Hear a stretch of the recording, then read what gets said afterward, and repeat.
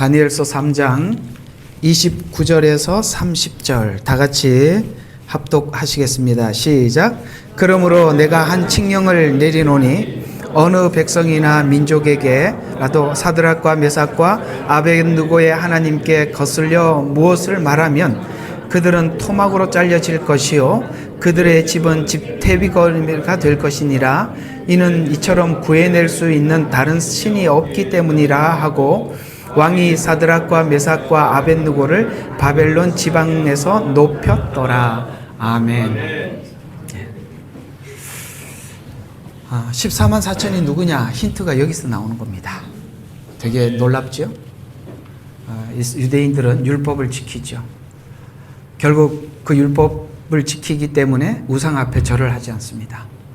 그곳에 하나님이 함께 하셔서 느부갓네살 왕이 그 당시에는 고대는 신들의 전쟁이었거든요. 누구 신이 더 강하냐. 그래서 우상을 만들어 여기 절해라. 이게 진짜 신이다. 왜냐하면 그때는 신정 정치였기 때문에 그렇습니다. 우리가 알다시피 바로도 신의 아들이죠. 여기 느부갓네살도 그렇게 생각을 건국을 하고 그 건국자는 신의 이름으로 신이 그를 세웠다라고 생각하기 때문에 백성들도 신이라고 생각을 했습니다. 그래서 여기다가 이 신에게 절을 하라는 것입니다. 그런데 절을 하지 않고 불 속에 던져졌던 세 친구는 알지 못하는 한 사람이 함께함으로 신을 보게 됩니다. 그래서 오늘 외친 이야기가 그 말입니다. 내가 한 칙령을 내려놓으니 마지막 때 이런 일이 있다 이 말이에요. 엄청난 일이죠. 내가 칙령을 내린다. 어느 백성이나 민족이나 언어 이거 다 나오는 거죠. 구약 신약에 나오죠. 모든 나라에게 언어라도 사드락과 메삭과 아벳느고의 하나님을 거슬러 무엇을 말하면 스가랴에서는 뭐라고 이야기해요? 네가 믿는 하나님이 누군지 좀 소개해달라는 거예요. 같은 이야기예요. 이렇게 믿음을 지키고 하나님과 함께한 사람들을 보고 당신의 하나님이 누군지 좀 보여달라. 이거 스가랴서에서 나옵니다. 좀 이따가 나올 거예요. 강의하다 보면. 그래서 무엇을 거슬러 말하면 그는 토막으로 잘려질 것이요.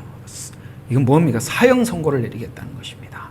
절대 하나님을 거부하지 말라. 이렇게 선포하죠. 누가? 느부갓네살 왕이. 그 다음에 그들의 집은 퇴비거리가 될 것이다. 와, 대단하죠?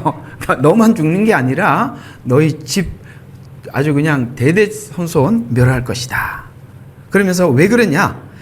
이는 이처럼 구해낼 수 있는 다른 신이 없기 때문에 하나님이 드러나는 시기 7년. 이런 얘기, 이렇게 되는 것입니다. 그래서 신이 없기 때문에 그러니까 왕이 사드락과 메삭과 아벳느고를 바벨론 지방에서 높이듯이 이들은 유대인들입니다. 막 정리가 막 확 되지요.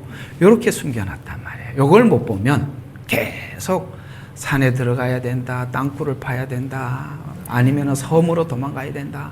도시가 안전하다가 농촌은 더 위험하다. 이런 이야기 답이 없어요.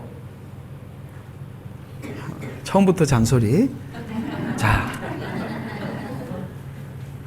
오면서 이렇게 다니엘서로 이제 세 편을 준비했어요. 다음 주에 한 번 하고 그 다음에 가기 전에 또 예레미야서 하고 아마 이렇게 끝이 날 건데 우리 처음에 이야기했던 1장과 3장을 연결해서 우리가 오늘 신앙에 대해서 한번 이야기를 해보자는 것이죠.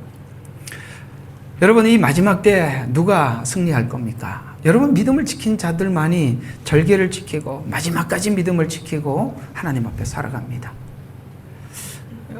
항상 그래도 설교하기 전에 잠깐 대화 중에 하나님께서 이렇게 소스를 주셔서 감사한데요. 우리는 자꾸 그런 생각을 해요. 야, 마지막 때 내가 표를 받는데 표 받을 것인가 아니면 거부하면 단두대에 올라갈까 막 이런 상상을 하면서 발발발 떨면서 마치 사형수가 지금 사형장에 들어보셨죠? 사형수가 사형장에 갈 때 그냥 이게 뭐 그냥 어떻게 할 수가 없다는 거죠. 일단 다 말할 수는 없지만 여러분 알잖아, 그죠? 나 그때 어떡하지? 이렇게 이런 생각들을 한다는 말이죠. 성경에 이런 이야기들을 우리에게 어떻게 설명을 해주고 있는지 보셔야 돼요. 사도행전에는 그런 사람들이 나와요. 누가 나오느냐? 스데반이 나오고 바울과 실라가 옥에 갇혔을 때 이야기를 설명하고 베드로가 옥에 갇혔을 때 이야기를 합니다. 한번 봅시다. 바울과 실라가 옥에 갇혔을 때 두려워서 사형장에, 그 당시는 예수님도 전날 밤에 모여서 재판을 하고 다음날 사형당하셨어요. 종교 재판이 그래 무서운 겁니다. 그러면 바울과 실라와 베드로가 그걸 모르겠어요? 압니다. 근데 거기 가서 뭐 했어요? 내일 어떡하나? 내일 사형장에 가는데 이렇게 안 한 거 뭐 했어요? 너무 좋아서 찬송을 부르는데 옥문이 열려. 여기 보니까 예수님이 함께해. 거기 보니까 옥문이 열려. 여러분, 하나님의 보호가 이렇게 있다는 걸 우리 믿음을 표현할 때 나타나는 거예요. 아멘. 그리고 베드로는 잠을 자는데 얼마나 잠이 있냐. 천사가 와서 두들겨 깨워. 여러분, 그렇게 자는 사람이 어디 있냐 이 말이에요. 잠이 옵니까? 내일 예수님처럼 그렇게 될 수 있는데 잠이 오느냐? 아, 무지 피곤해서 잠들었어요. 그게 아니에요. 무지 피곤해도요, 잠이 안 와요. 너무 깊이 잠들었어요. 우리는 스데반을 그렇게 생각해요. 야, 돌에 맞을 때 얼마나 힘들었겠냐. 근데 이상하게 돌에 맞는 사람이 막 얼굴이 일그러져야 되는데 보는 사람이, 아니 이게 천사의 얼굴이에요. 평상시에 한 번도 없던 얼굴이라 이 말이에요. 그걸 바라보면서 무슨 생각을 하겠습니까? 그는 지금 하늘 문을 열고 보좌에 앉으신 예수님을 보고 계시는 거예요. 이게 맞아가고 피 흘리는 게 이런 게 아니라 그게 보이는 거예요. 하나님께서 여러분에게 중요한 것은 오늘 주제가 뭐예요? 믿는 자만이 절개를 지키는 거예요. 하나님께서 우리에게 요구하는 마지막 때의 믿음이 뭐냐? 바로 믿음입니다. 우리가 이 믿음을 가지려면 계속 마지막 때는 이렇대요, 저렇대요, 나라가 이 모양 되면 안 된대요, 이렇게 하면 여러분들의 믿음이 생길 리가 없어요. 오늘도 누가 그런 이야기 하는데 상당히 일리가 있어요. 신부 단장해야 천국 간다. 그것도 미혹이에요. 아멘. 아니 이거 갑자기 아멘 안 하면 내가 어떻게 수습을 하나? 이 수습을 해야 되는데 깜짝 놀랐어요. 여러분들은 예 그럴 줄 알았는데 아무 소리 안 하니까 내가 말 잘못했나 이런 생각이 들잖아요. 왜 신부 단장해야 천국 간다? 천국 가려고 신부 단장하는 거예요. 그거 가짜라는 거예요. 아멘. 주님이 말하는 신부 단장은 내면화시키는 거예요. 관계가 하나 되는 거예요. 내일 모레 우리가 같이 주님과 함께 신랑과 신부가 결혼하고 살려고 그러는데 껍데기만 깨끗하면 뭐하냐 이 말이에요. 예? 화장하고 드레스만 예쁘게 입으면 데리고 갑니까? 아니지 않습니까? 다 미혹입니다. 천국 가기 위해서 미혹당하는 겁니다. 주님은 관계라고 말하고 있어요. 마음속 깊은 관계라고. 예, 그게 드레스를 입었든 안 입었든 그냥 그 내면이 아름다운 신부는 내 신부예요. 그렇죠? 예, 중요한 겁니다. 이런 많은 소스들이 우리 모두에게 여러 형태로 갈급하고 갈증이 나고 답답해하는 사람들에게 찾아와서 우리로 하여금 다른 길을 제시해 주고 있다는 겁니다. 우리 신앙은 예수님이 지옥 가면 같이 따라가는 거고 불구덩이 들어가면 같이 들어가는 거고 아시겠어요? 주님을 위해서 불구덩이에 들어가니까 주님이 같이 따라 들어오시잖아요. 이게 믿음이라는 거예요. 네. 우리는 주님 안에서 자신감, 주님 안에 있는 신뢰, 이것이 우리가 하나님 앞에 꺼내놓을 수 있는 전부인 것입니다. 자, 그걸 여러분들과 함께 생각해 보도록 하겠습니다. 우리 저번에 어제 그저께죠. 지난 시간에는 다니엘서에 다니엘과 함께 다니엘 친구들이 다가올 고난의 문제를 마음에 결심하고 있었고 그것을 앞으로 이렇게 다가올 이게 큰 시험은 지금 불 속에 들어가는 이 시험인데 그 시험 이전에 이미 그들은 뭐해서 일상생활 속에서 하나님의 사람으로 준비되어져 가고 있었다라고 저번 주에 말씀을 드렸죠. 그것이 실제 상황 속에서 이런 시험이 눈앞에 다가왔던 거죠. 그래서 결기를 가짐으로 준비되어졌다라고 말씀을 드렸었습니다. 음식을 거절하는 작은 일에서부터 준비했던 시험이 이제 생명을 건, 아시겠어요? 일상생활 속에서 믿음을 지켰던 그 믿음이 생명을 걸어야 하는 분명한 상황에 놓이게 된 것이 오늘 다음 이야기입니다. 그래서 다니엘 친구들이 준비한 신앙의 결기는 저번에 말씀드렸죠. 주권, 굉장히 중요해요. 다니엘서는 지금 우리에게 하고 싶은 이야기가 뭐냐면 주권이 이 시대는 온다. 마지막 때. 그래서 다니엘이 7년에 대해서 마지막 예언을 받습니다. 그리고 너는 네 길을 가라 라고 다니엘서가 끝납니다. 그렇죠? 결국은 하나님께서 이 다니엘서는 과거에 있었던 사건이지만 미래의 7년 환란을 맞이해야 될 우리들을 위해서 준 하나님의 메시지죠. 그럼 우리는 뒤편 6장부터 14장이 관심이 있기보다는 사실은 하나님께서는 신앙을 설명하는 데는 1장부터 6장까지거든요. 이걸 준비시켜 놓고 시대가 이렇게 올 것이다라고 나누어질 거라고 얘기하고 하면서 필연적으로 구약에 있었던 이런 그 바벨론, 페르시아, 그리스, 그 다음에 로마 시대가 지나간 것처럼 이미 지나갔잖아요. 지나간 것처럼 미래에 7년 환란이라는 이 시대, 다음 천년 왕국이라는 이 시대로 필연적으로 온다라고 앞에서 얘기를 했던 겁니다. 환란이 그런 게 어디 있어? 7년, 천년 왕국 그런 게 어디 있어? 이런 소리 하는 사람들에게 하나님이 그게 온다. 왜? 과거에도 왔잖냐? 이걸 얘기하고 있는 거잖아요. 이게 뭐라고요? 하나님의 주권이라는 거예요. 주권. 결국은 우리 믿음이 어디까지 가야 되느냐? 하나님의 주권. 이 주권이라는 말은 어떤 거냐면 신앙의 주체가 내가 아니라는 거예요. 하나님이라고 믿는 게 주권이라는 말이에요. 하나님께서 어디로 보내든지. 그래서 사도들이 왜 그렇게 위대한 일을 하게 되었느냐 하면 하나님의 주권을 믿었기 때문에 그런 겁니다. 그래서 사도들은 하나님 앞에 신앙 고백이 뭐였습니까? 하나님께서 어디로 가든지. 그러니까 베드로에게 한 말이 그거예요. 베드로에게 요한복음 21장에 가보면 베드로에게 뭐라고 그래요? 요한의 아들 시몬아 네가 나를 사랑하느냐? 신앙을 관계라고 물었다고 그래요. 사랑이라고 물었단 말이에요. 주는 그리스도여 살아계신 하나님의 아들이라고 신학적으로 고백하는 거 말고 뭘 물었어요? 사랑하느냐라고 물어요. 내가 주를 사랑하는 줄 주께서 아시나이다는 뭐가 담겨있냐? 나 주님 모른다고 외칠 때도 겁이 나서 그랬던 거지 사랑하지 않은 건 아니에요. 이 말이잖아요. 네. 그죠? 우리 그런 게 많죠. 우리가 주님을 사랑하지 않아서 우리가 어떤 죄 앞에 실패한 게 아니에요. 사랑하는데 안 돼. 그래서 그렇게 고백해요. 사랑하는 줄 주께서 아시나이다. 딱 세 번 부인한 걸 세 번을 물었어요. 그리고 그 뒤에 뭐라고 얘기했죠? 내 양을 먹여라, 내 양을 치라, 내 양을 먹여라. 그러면서 주님이 이제는 너를 네가 원하는 대로 가지 않고 하나님께서 네가 원하는 이게 주권이라 이 말이에요. 내가 원하는 대로 가는 게 아니라 주님이 원하는 대로 다 내려놓은 사람들이잖아요. 그게 주님이 원하는 대로 사는 삶이에요. 이게 바로 주권을 믿는 삶이에요.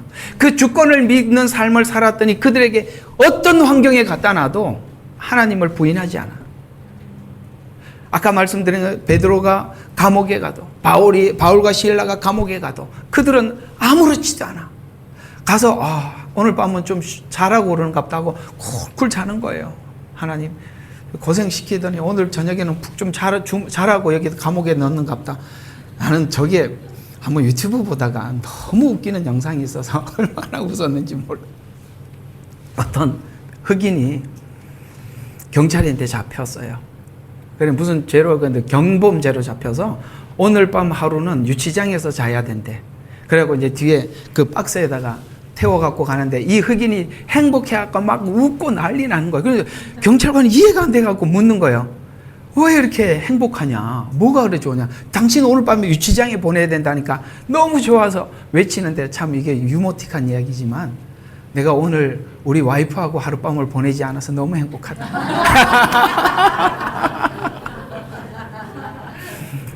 성경에 보면 잠언서 그런 말씀이 있어요. 예. 그게 뭐라고 나오는데 어떤 아내와 함께 하는 것보다 움막에서 혼자 사는 것이 나으니라 이런 말씀이 있거든요. 근데 그 앞에가 뭔 말인지 잘 모르겠어요. 다툼, 자주 다투는 아내와 뭐 이렇게 돼 있던지. 그래서 참 남자들 위로를 받으시고 그 흑인이 왜 그렇게 외쳤는지 저는 아닙니다. 저는 같이 있는 게 아유 제 이야기는 아닙니다. 원치 않는 곳으로 데리고 가리라. 여러분이 원치 않는 사람을 만나고 원치 않는 환경을 만나고 여러분 자존심 상하는 상황을 만나도 원치 않더라도 하나님이 원하니까 이제는 여러분들이 그렇게 올라서셔야 돼요. 내 좋을 대로 믿는 게 아니에요. 누가 내 좋을 대로 믿겠어요? 주님을 따라가는데 내가 좋은 곳 데리고 가겠습니까? 주님은 불 속에 들어가라는데 그게 어떻게 내가 좋은 자리겠어요? 주권. 그것이 일상생활 속에 주권을 받아들이는 믿음이 앞으로 생명을 건 자리 앞에서도 단호하게 거부하게 만들더라는 거예요. 그걸 지금 다니엘서는 앞장에서 설명을 해놓고 시대를 설명하려고 그러는 겁니다. 그래서 우리는 이 마지막 때 다니엘서 7장부터 14장까지 관심보다는 1장부터 6장의 신앙으로 준비되어져야 되는 거예요. 그래서 마지막 때 경고했던 말씀을 상기하면서 오늘 우리가 주님께서 이 믿음을 가지기 위해서는 여러 가지 우리에게 주시는 귀한 소스들이 있어요. 얘야 마지막 때가 되어가면 너희 신앙이 이렇게 뺏기 위해서 올 거고 네가 이렇게 해서 변질될 거고 그러니까 이런 거 주의해라라고 한 여러 가지 이야기들을 우리가 한번 생각해 볼 필요가 있어요. 주님이 얼마나 귀하니까 우리를 보호하기 위해서 야 마지막 때 이런 일이 생겨서 사람들이 막 이런 문제가 생길 때 너는 이걸 주의해라. 이 경고들이 얼마나 귀한지 몰라요. 그걸 보면 이런 말씀이 있어요. 마태복음 24장 12절에 보니까 불법이 성행하여 보니까 성행하지요. 이게 나가면 불법이야. 아니 이게 불법이 뭔가 없어지고 참 법이 정의가 서는 것 같았는데 아이고 이렇게 법이 무너지는 게 속도가요 세우기 위해서는 수십 년이 걸려도 이렇게 무너지는 게 절벽처럼 무너지는 게 너무 놀랍지 않아요? 그래서 불법이 성행함으로 따라오는 게 뭐라고요? 사랑이 식어지리라 이렇게 말씀하고 있어요. 그래요. 우리는 지금 사랑을 마음속에 간직하고 있는데 이 불법 때문에 우리 마음속에 있는 사랑이 점점 뺏겨요. 저 인간 내가 진짜 계속 복음을 전해야 되나? 사람들이 요즘 이런 데 관심이 있어요. 어느 날 하나님께서 저를 위해서 기도하지 말라니까 와 자유를 얻었다. 내가 이때까지 저 인간을 위해서 기도했는데 저 인간 아무리 생각해도 변화될 길이 안 보이는데 아이고 하나님께서 내가 기도했던 그 사람도 여기에 해당하나? 알아듣고 있는 거죠? 그게 뭐 그냥 저도 이게 넘어간 사람이니까 괜찮아요. 항상 꺼놓고 하니까.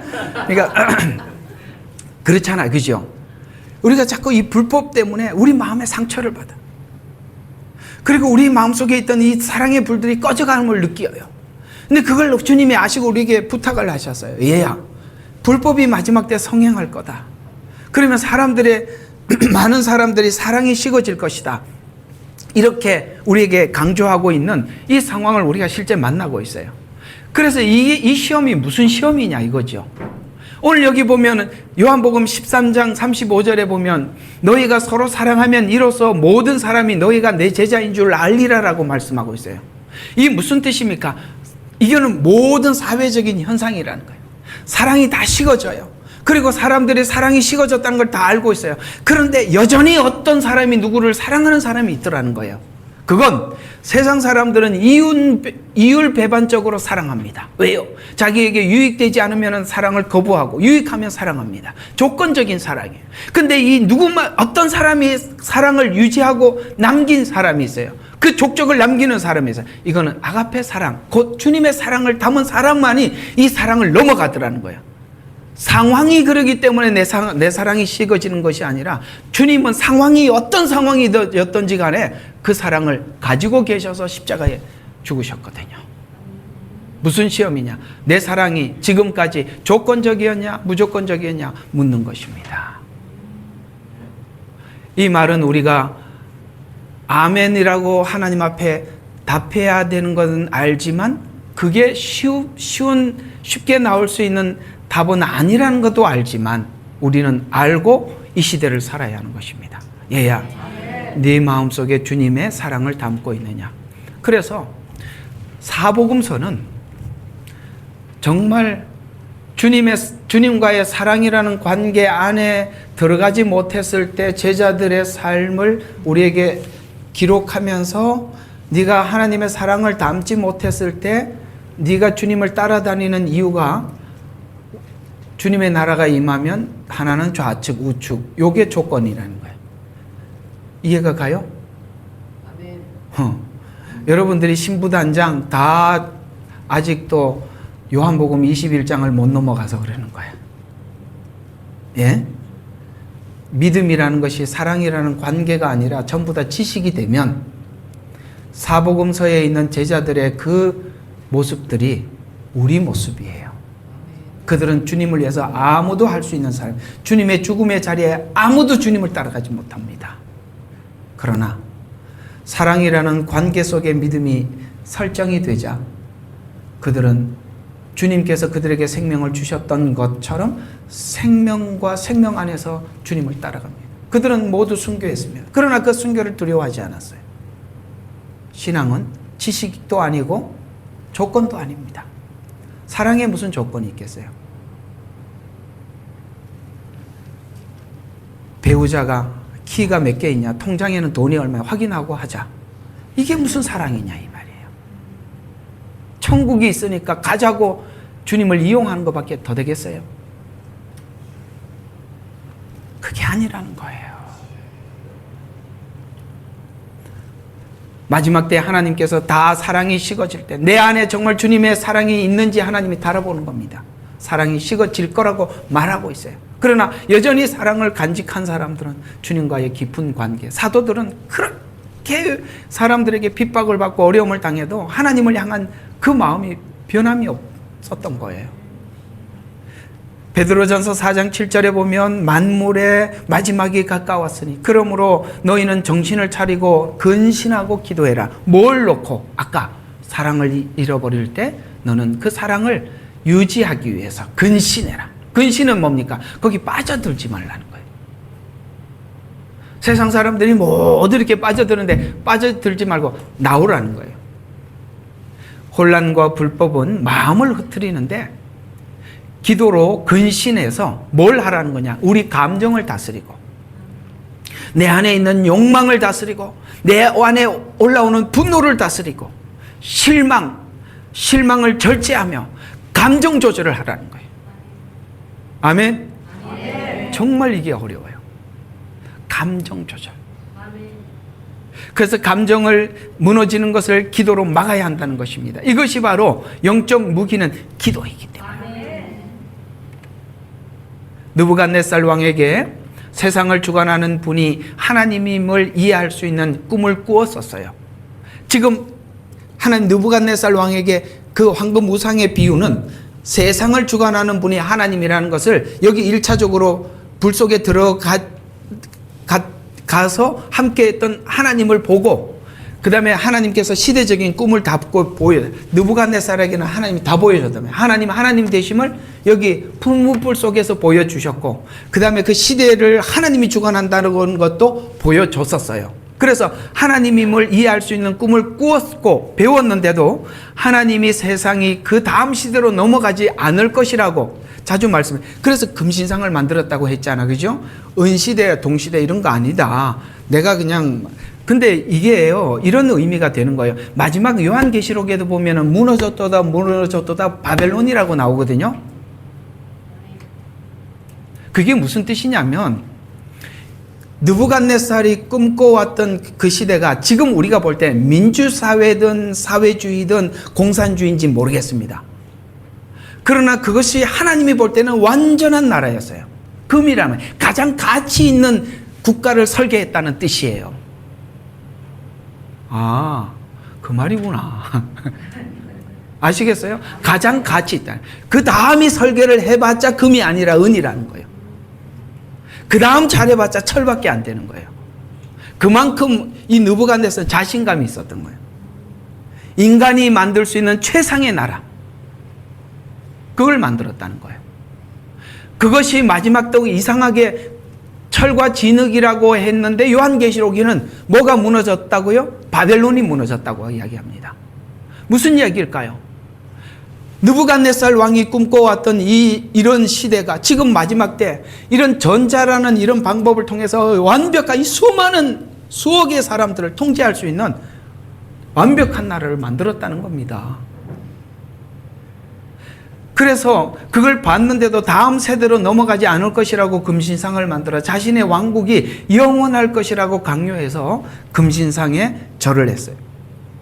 금신상은 다음 시대를 예언하는 하나님의 주권에 반하는 눈에 보이지 않는 권력의 시험이래. 권력. 왜? 눈에 보이잖아요. 힘이 있잖아요. 이 시스템 안에서 우리가 절절 매는 것 같이 보이잖아요. 힘이 있잖아요. 나는 크게 아멘 할 줄 알았거든. 우리 잠 깨면서 합시다. 자, 그래서 금신상은 가장 가치 있어 보이는 세상 금, 곧 바벨론의 시스템이 영원할 것이다. 그러니까 우리가 이렇게 시스템을 세워놓으면, 우리 요번에 둘째 동생이 자기가 차를 하나 샀다고 형 한번 타봐. 옆에 한번 타보래. 그래서 타네. 요즘 뭐 현대차던데 뭐 운전 한참 하고 가더니 형 내가 핸들을 별로 안 돌렸거든. 그래서 그래 요즘 차가 그렇게 나오냐? 가만히 있어도 차가 거의 운전을 한대요. 자기는 뭐 앞에 차가 있으면 앞으로 이게 아마 이제 앞으로 이제 무인 시스템으로 만드는 것 같아요. 그걸 아마 테스트 단계 같은데 차가 그냥 알아서 그냥 가더라고요. 그래서 야 요즘은 야, 차가 이렇게 나오냐? 나는 뭐 그냥 그런 차인데 어제 얘기했습니다. 그래서 이 권력의 시험이네. 눈에 보이잖아요. 그러니까 지금 세상이 돌아가는 걸 보면 우리 호주에도 한국에서 들여온 그 지하철 같은 차가 메트로라고 있어요. 어느 날 제가 사는 동네는 메트로를 타고 이렇게 다녀야 되는 동네거든요. 그래서 굴 속에 들어갈 때 한번 제일 앞에 타봤는데 깜짝 놀랐어요. 운전수가 없어요. 그래서 어느 날 또 반대쪽에도 가봤어요. 그 운전수가 앞에도 없고 뒤에도 없고 차가 저 혼자 다니는 거야. 야, 내가 이 차가 왜 새벽 일찍 대단히 일찍 출발을 하고 밤늦게까지 다니더라고요. 아, 이게 운전사가 필요 없어서 그렇구나. 무인이라는 걸 보고 깜짝 놀랐어요. 철도는 무인이 가능하겠죠. 쉽겠죠. 앞으로 이게 자동차까지 이렇게 무인이 되고 사람들을 인공에서 다 감시할 수 있으면은 우리가 여기서 이 시스템 안에서 누가 벗어나겠어요? 마치 느부갓네살 왕이 꿈꿔왔던 시대처럼 마지막 때 온 세상 인구가 아무리 많더라도 동시에 관리할 수 있는 그런 세계가 되었다면 이 시스템 안에서 누가 벗어날 수 있겠냐? 누가 자유를 얻겠냐? 라고 생각하지 않겠어요? 눈에 보이는 권력, 시스템. 그래서 주권에 반하는 눈에 보이는 권력에 대한 시험이에요. 그래서 사람들이 그런 생각, 여기에 누가 벗어나겠느냐라고 하지만 믿음을 가진 사람만이 다음 세대가 온다는 걸 믿는다는 거예요. 하나님을 모르면 이 시스템이 영원할 거라고 생각해요. 그래서 우리가 그런 프로젝트도 하잖아요. 게놈 프로젝트 이렇게 해서 사람이 어떻게 하면 영원히 살 수 있는가? 그거 연구하고 있지 않습니까? 금신상은 가장 가치 있어 보이는 세상 금, 곧 바벨론 시스템이 영원할 것이라고 믿는 시험인데요. 다니엘과 친구들이 가진 믿음은 세상을 주관하는 주관자가 하나님을 믿는 믿음이지만 느부갓네살 왕이 강요한 것은 자신이 설계한 왕국의 영원함입니다. 똑같은 겁니다. 마지막 적그리스도가 그렇게 시스템을 만들어서 우리에게 다가올 것입니다. 자유주의 신학 영향으로 복음이 이 세상의 천국과 같이 만들어야 한다는 것과 동일한 구조예요. 자유주의 신학은 천년 왕국을 하늘에서 내려온 새 예루살렘, 그 새 예루살렘에 예수님께서 이스라엘의 이스라엘을 통해서 하나님께서 천년이라는 통치를 한다는 것이 성경 이야기고, 이 자유주의 신학자들이 외치고 있는 천년 왕국은 자기들이 이런 시스템을 만들어서 천국을 만들다는 거예요. 그러니까 그런 어떤 이런 이야기는 좀 안 하려고 그랬는데, 어쨌든 좌쪽 사고를 가진 신앙인들은 지금 그 세상이 만들어지고 있는 것에서 흥분하고 있는 거예요. 다르다 이 말이에요. 우리가 바라보는 신앙은 주님이 오시는 거예요. 그러니까 그 주님은 그들은 온다는 것에 대한 믿음, 왜 눈에 보이는 겁니다. 그래서 유물론을 중심으로 한 신앙. 유물론을 중심으로 하니 사람들이 홍해를 하나님이 갈라서 건넜다는 말을 믿을 수가 없죠. 착시 현상이다. 뭐 이렇게 이야기하는 거예요. 착시 현상. 멀리서 보니까 그래 보이더라는 거죠. 그러면 그 물 속에 빠져 죽은 애굽 사람들은 뭐라고 해석하는가? 예수님 물 위로 걸으셨다. 그것도 다 착시 현상이다. 그 홍해를 건넌 거는 그때 잠시 물이 빠져서 갯벌이 생겨서 지났다. 그는 그 벽이 됐다는 건 또 뭔가?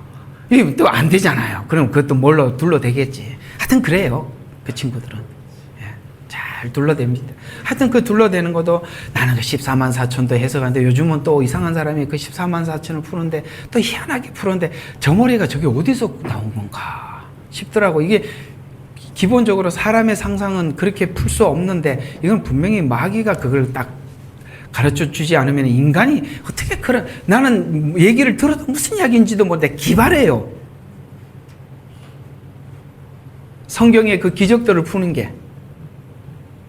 예? 보리떡 2개하고 저기 뭐죠? 오병이요. 그 다음에 그 물고기 5마리. 그것도 뭐라고 풀던데, 하여튼 여러분 한번 물어보세요. 그 사람들은 이상하게 풀어놨어요. 그렇게 풀었어요. 그 어린아이가 도시락을 푸니까 사람들이 가지고 온 도시락을 다 열었다. 그렇게 내가 본 것 같아요. 애가 먼저 여니까 같이 열어서 그랬다. 그게 나눠준 게 아니라. 왜냐면은 이 말이 기적 자체를 부인하니까. 예. 여러분, 기적을 부인하는 건 어떤 쪽으로 가느냐면, 마지막 때에 있을 하나님의 놀라운 기적, 엄청난 일이잖아요. 예수님께서 지상에 예루살렘 성이 내려오고 새하늘과 새 땅이 된, 여러분들에게 일어나는 이 작은 일상의 기적들은 하나님께서 만드신 미래의 엄청난 일들을 믿게 하기 위함이에요. 기적 자체를 부인해버리면 앞으로 있을 이런 일들에 대해서 모두 다 천년왕국을 아까 자유주의 신학자들처럼 그렇게 구상할 수밖에 없어요. 왜? 기적을 믿지 않는데.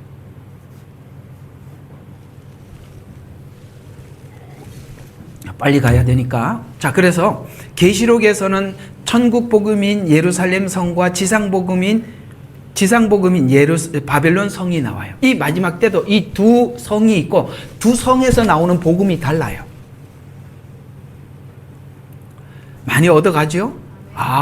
누구는 바벨론식 복음을 전하는구나. 보이는 대로. 예루살렘 복음이 있어요.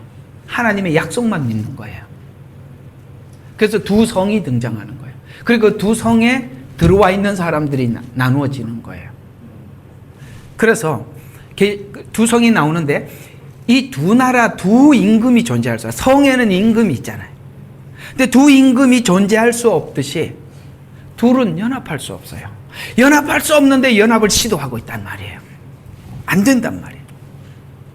금신상은 단순한 우상을 넘어 하나님의 주권을 거부한 신적 고백을 강요한 것이라고 할 수 있는데요. 또한 금신상은 모든 민족의 우상이듯이 이런 겁니다. 그것은 완벽한 설계, 성공, 평안, 쾌락, 인간이 추구하는 것들이잖아요. 여러분, 여기 이 단어들 싫어하는 사람이 누가요? 성공해라. 얼마나 좋아. 평안할지어다. 좋지요. 제 이름이 아니라. 그 다음에 쾌락, 즐겁게 네가 욕망대로 살아. 네 몸이 움직이는 대로 살아. 그 사람들이 인간이 기본적으로 요구하는 것들이잖아요. 그래서 이런 쾌락을 추구하는 자들이 유혹을 하듯, 마지막 때 666표는 지금까지 지금 예루살렘 바벨론 성에서 전한 거짓 복음, 쾌락, 성공, 안전 이런 것들 말이에요. 그런 것을 놓지 못하는 자들에게 하나님의 주권의 시험대가 될 겁니다. 하나님께서 받지 말라고 하셨고 하나님께서 마지막 때 이 지상에 재림하신다는 걸 믿는 미래에 하나님께서 주권대로 흘러갈 것을 믿는 사람들은 거부할 것이고 아멘. 눈에 보이는 대로 믿으려고 하는 사람들은 내 세상이 왔다. 이렇게 편한 세상이 어디 있냐? 아유, 뭐 보이스피싱도 많지요. 그렇죠? 휴대폰 가지고 다니고 뭘 하는 것도 불안해요. 그죠? 요번에 이렇게 보니까 그런 말도 있더라고. 공공장소에 여러분 충전하지 마라. 뭐 그런 것도 나오더라고. 거기다 딱 꼽으면 여러분들 싹, 그리고 비행기표 버리지 마라. 그거는 금괴를 캐는 것과 같다. 그 사람들에게는. 그 안에 있는 내용들을 전부 다 해서 뭐든지 할 수 있다. 자기들은 금을 주순 것과 같다. 뭐 그렇게 이제 이런 보안도 가르쳐 줘야 돼, 설교 시간에.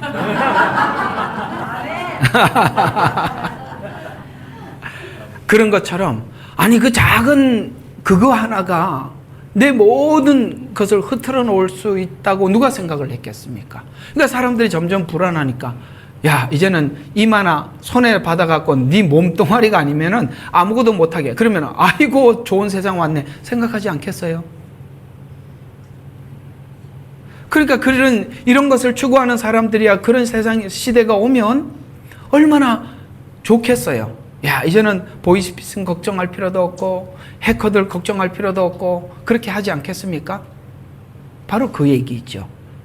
이런 시스템이 옛날 느부갓네살 왕이 꿈꿔왔던 그림을 그렸던 그 그림이 마지막 때 완성이 된다는 거예요. 그래서 바벨론 성이 무너지는 겁니다.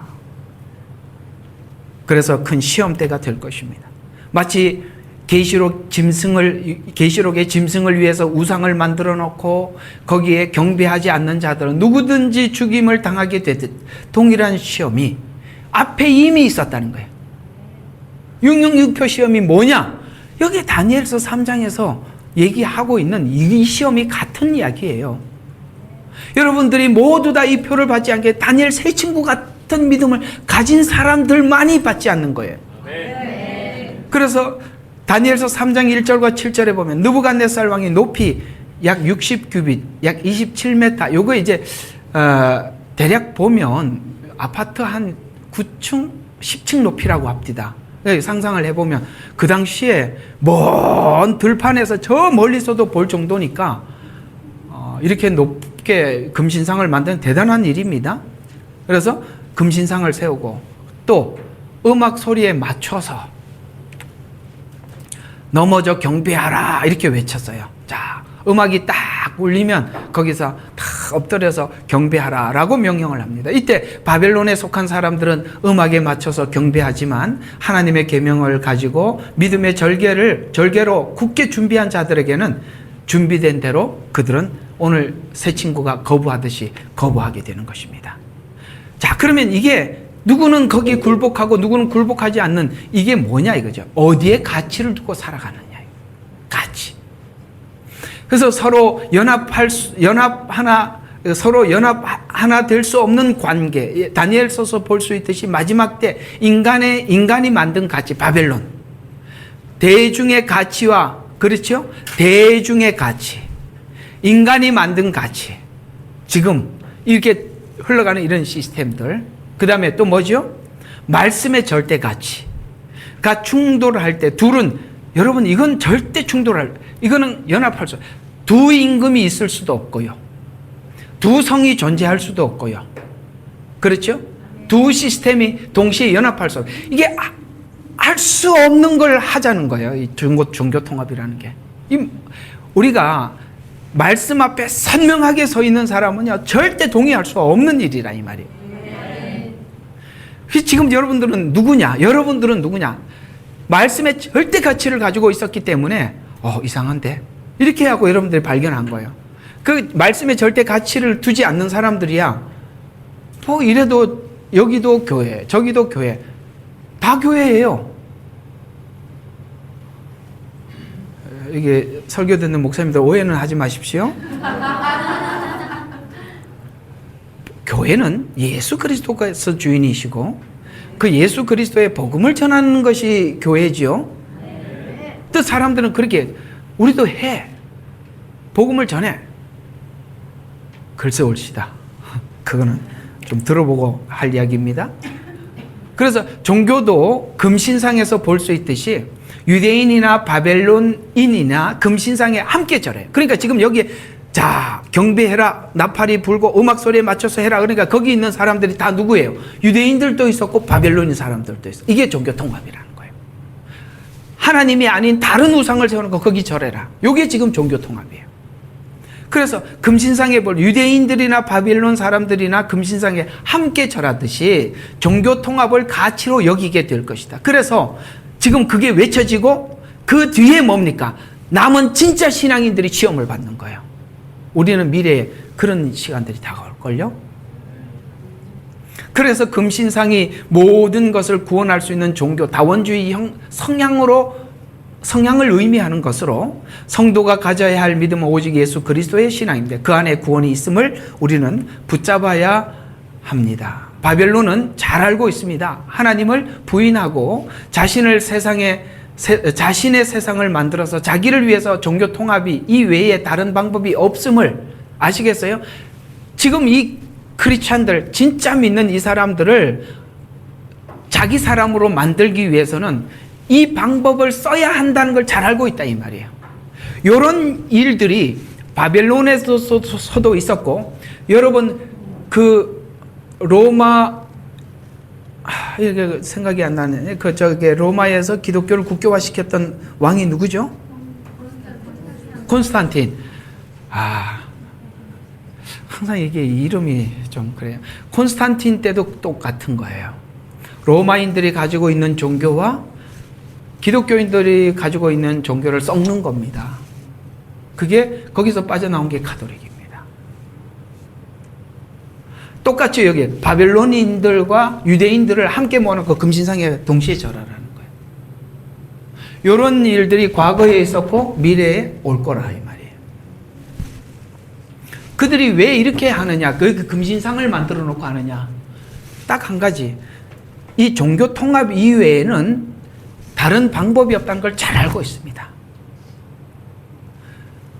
여러분들이 한번 물어볼게요. 여러분의 정체성을 한번 물어볼게요. 여러분들이 대한민국 사람이라는 정체성을 가지고 있고 하나님의 자녀, 하나님의 백성이라는 정체성을 가지고 있는데 두 개 중에 이제 두 여권이 있다고 합시다. 여권. 그럼 여러분들이 두 개 다 가질 수 없어. 그럼 한 개만 가져요. 당신이 대한민국 국민이라는 이게 더 소중하냐? 아니면 하나님의 자녀라는 것이 더 소중하냐? 둘 중에 하나 여권을 가지라면 여러분 대한민국 여권 가지겠어요? 아니면 하나님의 자녀?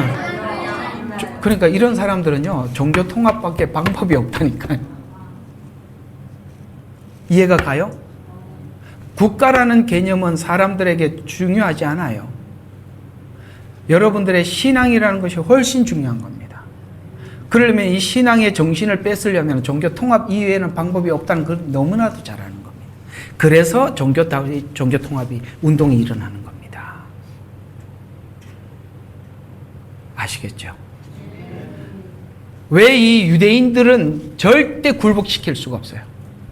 이 방법 이외에는 없어요. 그래서 둘을 함께 모아놓고 내가 나팔을 불면 동시에 절하라는 거예요. 이게 종교 통합이에요. 운동이에요. 그래서 그리스도의 체제를 세우기 위해서 종교 통합 운동을, 이 말은 처음으로부터 자발적으로 후반부로 갈수록 강해요. 그러니까 처음에는 자발적으로 해요. 그러다가 나중에 어떤 절정에 도달하면 모두에게 강제적으로 가는 겁니다. 그래서 전 3년 반이 자발적이고 후 3년 반이 강제성을 띠는 겁니다. 그렇다면 지금부터 성도는 무엇을 준비해야 하는가? 세상의 상대 가치가 아닌, 세상은 상대 가치예요. 그렇죠? 내가 계산을 해보죠. 누가 그런 이야기를 합니다. 공산화되는 과정에 국민들의 의식 구조를 이렇게 이야기합니다. 처음에는 저항을 한대요. 그 다음에 이제 그러니까 저항을 하려고 할 때는 막 빡세게 밀어붙이지 않고 회유책을 써요. 25만 원씩 줄게. 수고했다. 일단은 받아 먹어. 주잖아. 그 다음에 막 정책을 꺼내면 사람들은 이기적이기 때문에 자기에게 돌아올 유익이 뭔가를 계산을 한다는 거예요. 그렇게 해서 야금야금 더 이상 빠져나가지 못하러 이 그물을 쪼아서 모아버리는 거예요. 그렇게 자기도 모르는 사이에 내게 돌아올 게 뭔가를 계산하고 앉아있대, 전부 다. 그래서 나는 이쪽에 하다가 이쪽에 해봐야 나중에 뭐 어려움만 당할 것 같으니까 에이 저쪽으로 가서 내가 얻을 거나 얻자 이렇게 하고 사람들이 다 편성한다는 거예요. 그런 게 보이죠? 그거예요. 딱 그 방법. 그러니까 누구만 남겠어요? 상대 가치를 가진 사람들은 전부 다 저쪽으로 갈 거예요. 주권이 뭐냐? 절대 가치라는 거예요. 하나님의 주권이 절대 가치라는 믿음이 전부라 이 말이에요. 다니엘서 3장 16절과 18절에 보니까 우리가 섬기는 하나님이 우리를 건져내. 그래서 절대 가치를 가진 사람이 이렇게 고백을 했다는 거예요. 우리가 섬기는 하나님이 우리를 맹렬히 타오르는 풀무불에서 능히 건져내시겠고 그리 아니하실지라도가 절대 가치예요. 하나님을 나 믿는다. 건져낼 것이. 하나님이 그걸 보호하시는 수많은 마지막 때 하나님의 보호의 약속들이 있어요. 그걸 우리는 믿어. 그러나 그 다음까지 가야 돼요. 뭐라고요? 그리 아니하실지라도 왕이여 우리가 왕들의 신들을 섬기지 아니하고 이렇게 얘기해요. 이게 무슨 뜻이에요? 진정한 믿음의 절개는 하나님과 성도 사이에서 관계에서 기초하는 거야. 절대 가치는 관계 안에서 믿음을 가진 사람만이 이게 절대 가치의 믿음을 갖게 되지. 내가 신부 단장해야 천국 데리고 간다 하면은 이게 상대 가치라 이 말이에요. 아멘. 오케이? 아멘. 가만히 생각해봐요. 모두 다 자기 거라고. 하나님이 우리에게 요구하는 신앙이 바로 이 지점이에요. 하나님이 세상을 이처럼 사랑하사라는 이처럼의 깊이를 좀 알아라. 우리가 죄인 되었을 때, 원수 되었을 때 무슨 이유와 조건이 있었냐 이 말이에요. 이렇게 우리를 구원하신 그 하나님, 그 사랑에 같이 반응을 할 때 오늘 이 세 친구처럼 이렇게 대답할 수 있는 거라 이 말이에요. 그래서 관계에서 기초, 신앙의 가치는 살려주시면이 아니라 그 다음 고백, 그리 아니하시면 에서 빛나는 것입니다. 아멘. 이 신앙 고백은 일상의 관계 안에서 완성된 것입니다. 아까 말씀드렸죠, 저번 시간에. 그는 평상시에 그렇게 하나님 앞에 살아왔어요. 이 신앙 고백은 이렇게 나옵니다. 욥기 13장 15절에 보면 이 절대 가치의 믿음을 가졌던 욥이 이렇게 하나님이 13장에 그 어려운 시간을 보내고 중간에 이렇게 외칩니다. 그가 나를 죽이실지라도 나는 그를 신뢰하리라. 그리 아니하실지라도. 다 같은 이야기들이에요. 그가 나를 죽이실지라도 나는 그를 신뢰하리라. 고난이 깊어질수록 보석 같은 신앙이 만들어지는데 하나님의 뜻이 죽음까지 맡기는 이 고생을 당하고 13장에 와서 앞에 봐서요. 꽥꽥꽥꽥 계속 해왔다고. 욥이 그랬잖아요. 예. 그러다가 여기 와서 다 내려놓은 거예요. 그래서 여러분 고난은 여러분들에게 아직도 못 내려놓은 걸 내려놓기 위한 하나님의 작업 중이었던 거예요. 여기 13장쯤 와서 앞에서는 이런 고백 안 했다고. 그러니까 죽이시니도 하나님이고 살리시니도 하나님, 빈손으로 왔다 빈손으로 간다 이런 이야기들이 우리 마음에는 있는데 그걸 입으로 고백하는 환경까지 와서 이 고백이 일어날 때까지 하나님께서 엄청난 시간들을 보내는 거예요. 여러분들에게 일상에 있는 이 고난이 하나님의 여러분과 저를 보석과 진주처럼 만들어내고 있는 거예요. 어느 날 갑자기 다니엘 세 친구가 등장한 게 아니라 실제 다니엘 세 친구도 이런 과정들이 성경은 기록하지 않았지만 있었단 말이에요. 느닷없이 나타난 게 아니에요. 그걸 설명을 안 했을 뿐이죠. 마태복음 26장 39절에 예수님의 신앙 고백 속에서 그대로 나타납니다. 내 원대로 마옵시고 아버지 뜻대로 하옵소서. 내 원. 주님도 내 원이 있었대. 내 원이 있어요. 여러분들의 기대와 바람이 있다는 거예요. 그래, 내 원대로 마옵시고 아버지 뜻대로 하옵소서. 다들 이 지점 가느라고 고생하지요? 이 고백이 그리 아니하실지라도입니다. 이 신앙 고백은 자기를 위해서 신앙생활을 한 자에게는 나올 수 없는 고백입니다. 오직 하나님 앞에 신앙생활을 한 자에게 나오는 고백입니다. 이런 자들에게 하나님은 인을 치라고 하셨어요. 그래서 딱 환난을 하기 전에 인을 치는 거예요. 이 고백을 하는 사람들에게 인을 치라고 하셨어요. 하나님은 보호하실 것을 약속하십니다. 오늘 인친 이 세 친구가 불 속에 들어가죠. 아시겠어요? 이 세 친구는 하나님이 인친 자들이라 이 말이에요. 그래서 다니엘서 3장 23절과 25절인가 이 세 사람이 용광로 같은 불 가운데 떨어졌더라. 그때 느부갓네살이 놀라 급히 일어나서 그의 자문관들에게 일러 말하기를 우리가 이 세 사람을 묶어서 불 가운데 던지지 아니하였느냐 하니 그들이 대답하여 왕에게 말하기를 오 왕이여 올소이다 하더라. 네 사람이 풀려서 불 가운데 걸어다니고 있는데 그들은 다치지도 않았고 넷째 모습은 이게 예수님이니까 하나님의 아들 같과 같도다. 아이고 나왔는데 머리카락 탄 냄새도 안 나요. 우리가요 뭘 하다 보면 이게 손에 시식 타잖아요. 털이 타잖아요. 제일 먼저 타는데 그 풀무불에 없어요. 그러니까 여러분 저는 이게 신학하기 전에 금속이라는 대학을 공부를 했어요. 그 철이 녹기 위해서는 그 1450도인가? 그 온도가 돼야만이 철이 녹기 시작해요. 풀무불은 이 불이에요. 지옥불도 이런 불이에요. 성냥불이 아니라니까.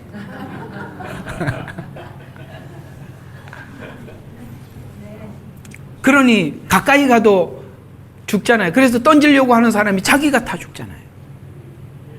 하나님 확인 사살을 지켜준 거예요. 야 이거 가짜불 아니다. 그래서 환난을 거두거나 없애는 것이 아니라 환난 중에 절개를 지키는 성도들과 함께 하시는 줄. 이걸 보고 성경은 임마누엘 신앙이라고 하는 거예요. 이 임마누엘의 확신이 절개를 가능케 하는 것입니다. 다니엘 친구들 앞에 구별의 불이 있었듯이 다 절해라 할 때 딱 특출한 이 사람이 있었든지 마지막 때 666은 구별의 표가 될 겁니다. 다니엘 세 친구를 구별하듯이 구별의 표가 될 것입니다. 이 시험은 종말에도 동일하게 반복되는데 요한계시록 14장 9절과 12절을 짧게 요약을 해보면 표를 받는다면 진노의 포도주를 마시게 되리니 분명히 이렇게 말을 했는데 표를 받아도 괜찮다고 하는 사람들인데 이 성경 구절을 가지고 이건 무슨 뜻인지 좀 설명. 진노의 포도주를 마시게 된다 그러는데 이 진노의 포도주가 뭔지 한번 물어봐 주세요. 그리고 헛소리 하거든 한마디 하고 오세요. 욕을 하고 돌아와도 좋습니다. 너무 나쁜 사람들이에요. 사람의 영혼을 놓고 장난치는 겁니까? 그 사람은 거룩한 천사들의 면전과 불과 유황의 고통을 받으리라고 하나님이 말했는데 당신이 왜 뭔데? 그 고통의 연기가 영원 무궁토록 올라가리라. 아니 잠시 지나가는 것도 아니에요. 성도들의 인내와 믿음이 여기 있나니 라고 말합니다. 이걸 믿는 거예요. 이 시대가 오는 걸 믿는 거예요. 그래서 마지막 때 신앙은 오직 절개, 논개가 아니라 주를 향한 절개. 이 날을 준비하는 성도가 지금 준비해야 할 것은 사단이 하나님의 법과 제도를 바꾸고 세상과 죄에 순응하라 이렇게 법을 바꿔놓고 야 차별금지법 했으니까 그냥 거기 순응해라 라고 할 때 우리가 이런 작은 타협 앞에서도 하나님의 본질이 뭔지를 그를 지키는 겁니다. 그걸 지키고 하나님의 법을 따르며 만일 그리 아니하실지라도라는 상황이 오더라도 거기서도 하나님 앞에 이 신앙 고백을 하는 것으로 지켜가는 겁니다. 좋은 게 아니라 다니엘 세 친구들이 이 신앙을 지키기 위해서 저번 주에 뭐라고 두 가지를 동원했다 그랬죠. 때로는 단호하게, 때로는 부드럽게. 오케이? 단호하게 하면 이 예레미야 눈물도 단호하게 하면 끊어지잖아. 이럴 때는 유연하게. 아이고 이거 무슨 말인지 못 알아듣는 것처럼 하면 안 되는데 모든 것을 단호하게 하나님이 만난 것을 그거는 훈련을 위해서 우리에게 그렇게 부딪힘이 있는 거예요. 예? 더 들어와 봐요. 보석이 있어요. 저희 교회는 종합 선물 세트예요. 다 있다고. 예언도 있고 복음도 있고 다 있어요. 딴 데 찾아다닐 거 없어요. 여기서 다 그냥 뷔페야. 그냥 다 가져가. 입맛대로 준비되어 있어요. 거기다가 기도 사역까지 다 준비되어 있어요. 하나님은 지금 생각해 보면 이걸 다 준비시켜 놓은 거예요. 얼마나 감사한지 몰라요. 왜냐하면 그래요. 어떤 사람은 어떤 부분에 대해서는 전문이라도 그 전문이 다른 걸 받아들이지 못하게 해요. 그것밖에 말을 못해. 그게 문제가 되는 거예요. 왜 그럴까? 전체 그림을 그리지 못하면 한쪽밖에 못 보는 거예요. 사람의 얼굴이 예수님의 얼굴 전체가 있어야 돼요. 전체가. 근데 누구는 눈만 자꾸 이야기를 해. 눈에 대해서는 이해가 되는데 코는 뭐냐? 왜 보는 거하고 숨 쉬는 게 있다 그러면 숨도 쉬어야 돼. 이렇게 한단 말이에요. 보면 다 아니야? 자기가 다라고 생각하는 거예요. 이게 약점이다 이 말이에요. 왜? 전체를 못 보면 그렇게 되는 거예요. 법과 제도를 바꾸고 세상의 죄와 죄에 순응하라고 할 때 우리가 작은 타협에도 절개를 지키고 하나님의 법을 지킬 때 때로는 언젠가는 그리 아니하실지라도 라는 상황이 올 때 단호하게 거부하는 여기까지 준비되어 있어야 한다. 모두가 한다라는 다수의 논리. 지금 세상은 그렇게 흘러가고 있어요. 종교 통합해놓고 앞으로 이단이라고 정죄하는 사람들이 그 사람들이야. 나는 되게 우스운 게 이단을 정죄하는 그 사람이 이단이거든요. 근데 왜 그렇게 하냐라고 하면 우리가 자기가 다수라는 거예요. 그럼 다수면 다 옳으냐? 그 잘잘법 아시죠? 그걸 이제 누가 뭐 이렇게 질문을 하고 답을 하는 것 중에 잘잘법의 강사님들이 이제 뭐 대답을 하고 그러는 대담 중에 어떤 이야기가 나왔냐면 이제 대중이 인정하지 않는 것은 이단이라는 거예요. 이거 설명 길 뻔했는데 짧게 끝냈네요. 대중이 인정하지 않는 거 모두 다 공감을 해야 된다는 거예요. 여러분 어떻게 절대 진리를 모두가 공감합니까? 지금 예수 믿으라고도 안 믿는데. 그죠? 진리는 사람이 만들어내는 게 아니라 하나님이 선악과가 그거예요. 인간이 자꾸 만들어내기 때문에 하나님의 본질에서 떠나가는 거예요. 진리는 단순해요. 성경에서 사모님이 어제도 그런 이야기가 돼요. 복음은 너무 단순해요. 근데 그걸 자꾸 복잡하게 나누는 거예요. 왜? 우리 보고 헷갈리라고. 헷갈려야 저쪽으로 가니까. 그러니까 많이 들으면 헷갈린다니까요. 엄청 헷갈려요. 제가요, 신학교에서 오래 성도들, 학생들을 양육해봐서 잘 알아요. 이것저것 많이 주워 듣고 온 사람들은요, 담지를 못해요. 왜냐면, 골라내기만 해. 근데 그 골라내는 것 중에 진짜도 골라내거든요. 왜냐면 모르잖아. 그래서 정말 답답한 친구들이 누구냐면 많이 알고 온 친구들이요. 정말 답답해요. 4년 동안 아무것도 못 가지고 가요. 뭐만 키워가요. 비판형만 키워갖고 오네요. 근데 하나님의 진리를 알고 들어오는 사람들은요. 이게 담을 것과 담지 말아야 될 것을 구분을 합니다. 그래서 자기가 담아야 될 것은 거기서 더 보태고 아닌 거는 뺄 줄 알아요. 여러 개를 주워 담아온 사람이 뭐가 뭔지 모르니까 막 주워 담아. 나중에는 너무 복잡해. 설명을. 그래서 이 사람들이 설교를 하라 그러면은 한 3년 설교하면은 설교, 그 다음에 어떻게 끌고 가야 될지 몰라요. 이게요, 장기간 한 교회에서 계속 이렇게 깊이 있게 전하는 굉장히 어려운 이야기예요. 왜냐면, 아이, 뭐 1년, 2년, 3년이야. 주워 들은 거 가지고 얼마나 하기 쉽겠어요. 나중에 어떤 문제가 생기느냐면, 저번 주 설교하고 이번 주 설교하고 충돌이 되는데 성도 듣는 사람은 알아. 근데 본인은 몰라. 성도들이 와서 물어.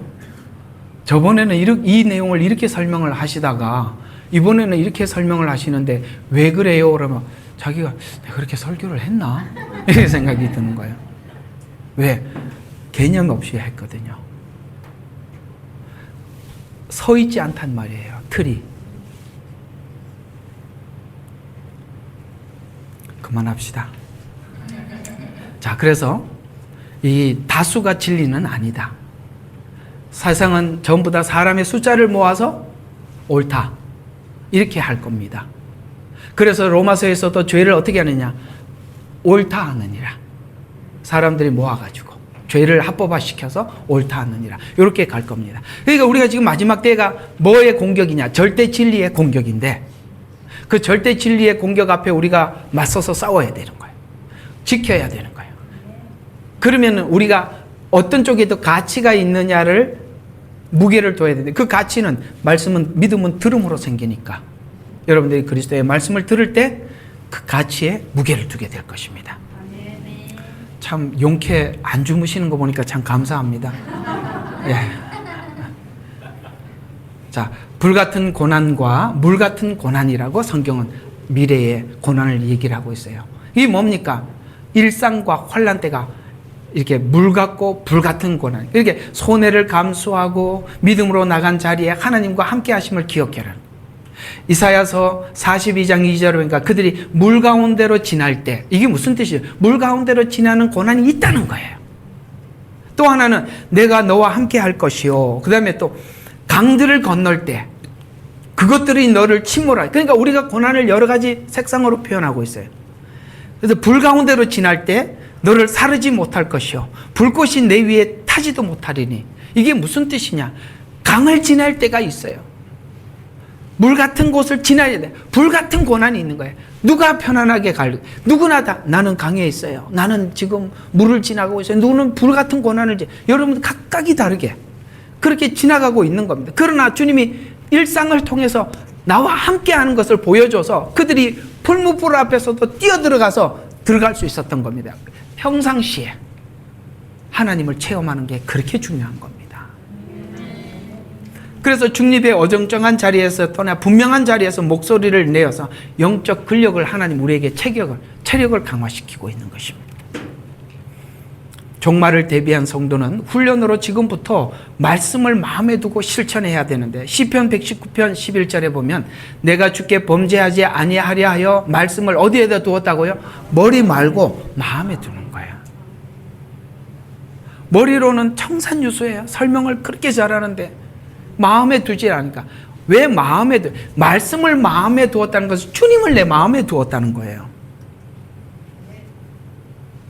주님을 이용하는 사람들은 말씀을 머리에 둡니다. 그러나 주님과 함께하는 사람은 말씀을 내 마음에 두는 거예요. 오늘 말씀이 어디가 있어요? 마음에 가 있단 말이에요. 그래서 마음에 두었나이다. 말씀이 실제 배치하고 통치하는 삶을 지금부터 말씀을 마음에 넣어두고 실천해 나가야 하는 것입니다. 결론입니다. 훈련은 선택이 아닙니다.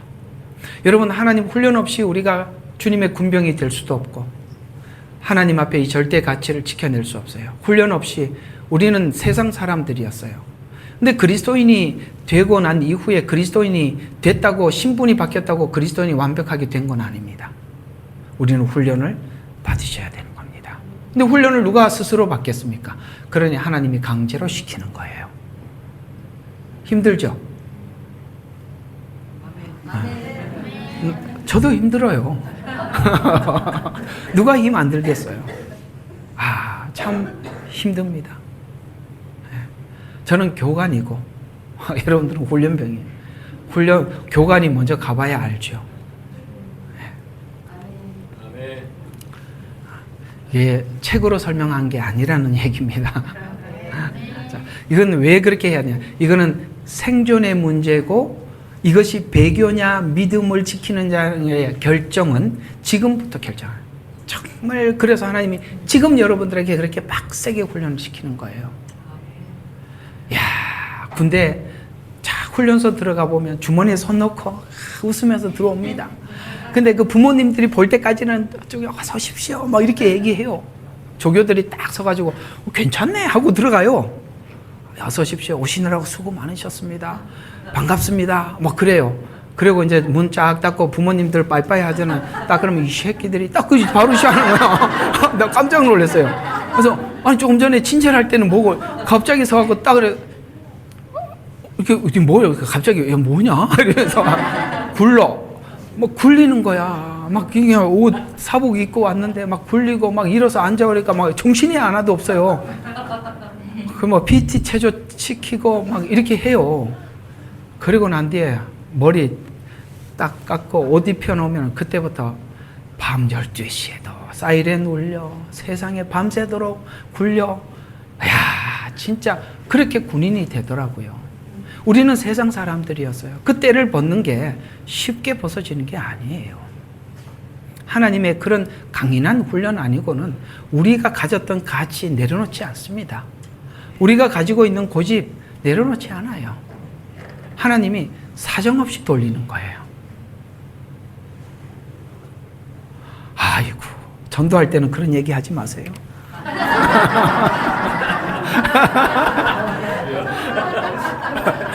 이쯤 와야 듣는 이야기 들으니까.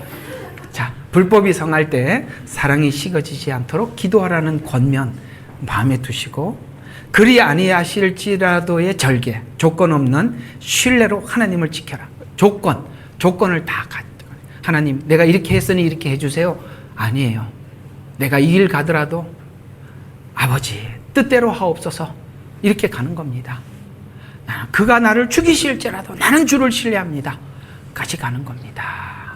예. 그게 신뢰관계입니다. 불 가운데서도 지키시는 하나님을 신뢰하는 것입니다. 믿음을 마음에 두어서 죄와 유혹을 지켜라. 지금은 훈련했다. 그래서 주님, 저는 오기 전에 이렇게 편하게 살다가 이렇게 휴거되고 그러니까 힘든 거예요. 훈련을 못 받는 거예요. 뭘 안 하려나? 내가 신부되는 하나님의 그리스도를 내 마음에 두어서 이렇게 내 내면이 아름다워지는 훈련은 좀 패스하면 좋겠. 내 성질을 알잖아요. 이러면서 저는 안 고쳐지는 거, 저희 아버님이 어머님이 고치려고 그러다 원수 되는 거 아시지 않습니까? 내 자식들 그거 하다가 아시죠? 주님이 손대신다고요? 저는 어려울걸요. 근데 하나님이 한 장을 꺼내 놓으시더라고요. 내가 야곱의 하나님인데 너 야곱보다 더 세냐? 이렇게 물어보는 거야. 재밌어요. 하나님이 그 얘기예요. 나 아브라함의 하나님이다. 믿음 없는 잣 끌고 와서 이삭을 바치는 믿음을 내가 심어줬다. 나 이삭의 하나님이다. 그에게 소망을 주었고 소망이 있는 자가 땅에 모든 걸 양보하면서 살아가는 모범을 보였다. 나 야곱의 하나님이다. 야곱 세지요. 아마도 야곱보다 더 센 사람 별로 없을걸요. 그리고 하나님이 맨날 자랑해요. 나 야곱의 하나님이라니까.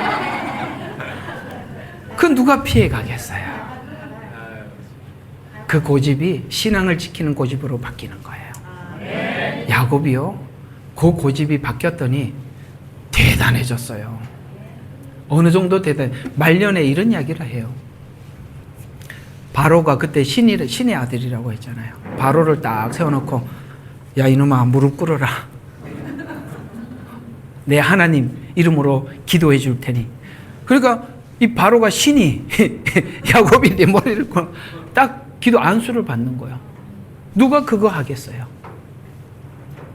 멋지지 않습니까?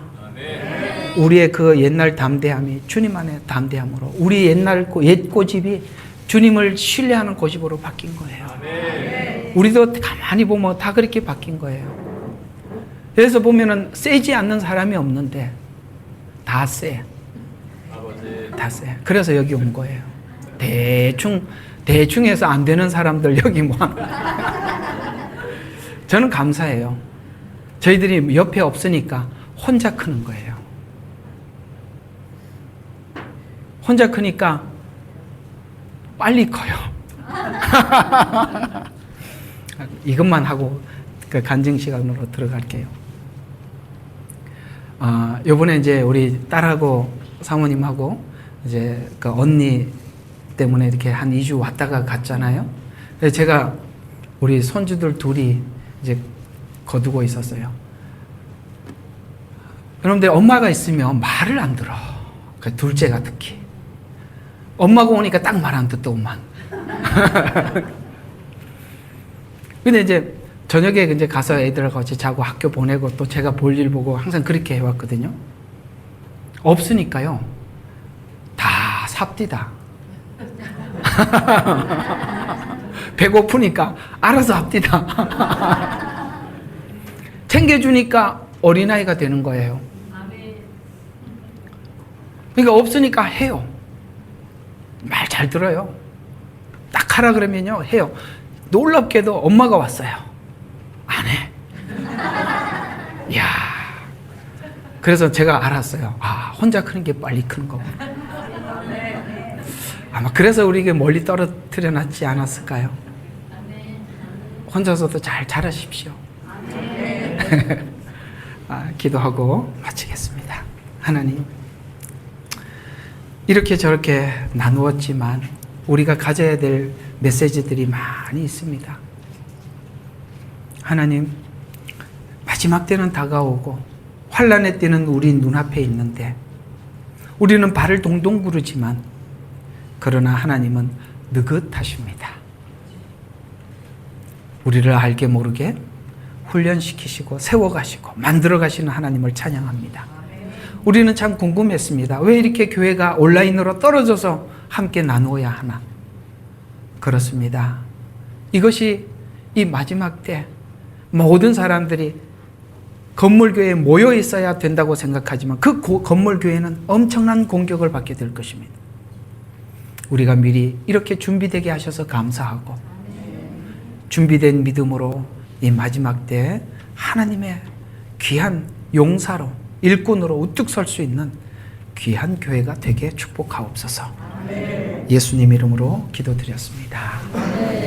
예레미야의 눈물은 시대에 맞는 말씀 선포와 변질되지 않은 순수 복음을 외치고 있습니다. 함께 연결되어 하나님께 예배드리며 이 마지막 때에 하나님께 쓰임받길 원하시는 분은 카카오 채널로 연락 주시면 연락드리도록 하겠습니다. 고정 댓글에 채널 경고와 착제에 대비한 예비 채널과 제2채널 링크를 올렸습니다. 이 채널 또한 구독 부탁드리겠습니다. 감사합니다. 우리는 역사상 가장 중요한 시점을 지나고 있습니다. 하나님께서는 하나님의 일을 하시기 전에 사람을 준비시키셨음을 우리가 알고 있습니다. 하나님 말씀은 마지막 때에 대추수, 대부흥의 때가 있다고 분명히 예언하고 있습니다. 아멘. 하나님의 말씀이 그대로 성취될 것을 믿습니다. 예레미야 눈물은 잠자는 교회와 영혼을 깨우기 위해 노력하고 있습니다. 이 가슴 뛰는 일에 함께 하길 원하시는 분은 카카오 채널로 연락 주시기 바랍니다. 당신은 위대한 하나님의 사람입니다.